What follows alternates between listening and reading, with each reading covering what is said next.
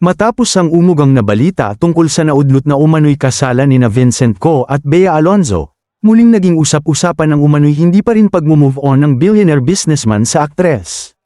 Ayon sa ilang ulat at source na malapit umano sa negosyante, nananatili pa ring espesyal si Bea sa puso ni Vincent.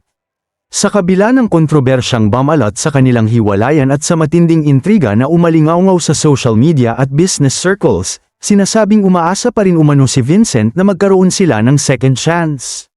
Ikinagulat noon ng marami ang biglaang pagkansela umano ng engranding kasal na pinaghandaan na raw ng dalawang kampo. Dahil dito, maraming espekulasyon ang lumabas, kabilang na ang isyu ng prenuptial agreement na umano'y naging sanhi ng tensyon sa pagitan ng magkabilang panig.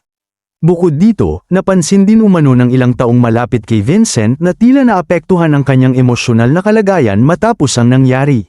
May mga nagsasabing naging tahimik at tila distracted umano ito sa ilang business engagements nitong mga nakaraang buwan.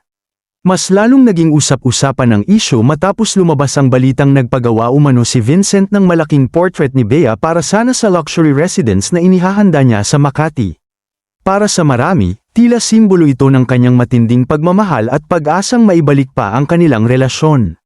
Sa ngayon, nananatiling tikom ang bibig ng magkabilang panig tungkol sa tunay na estado ng kanilang relasyon.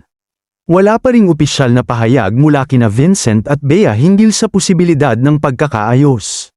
Gayunpaman, patuloy na nagtatanong ang publiko, may pag-asa pa kaya ang kanilang love story, o tuluyan ang naisara ang kabanata ng kanilang relasyon.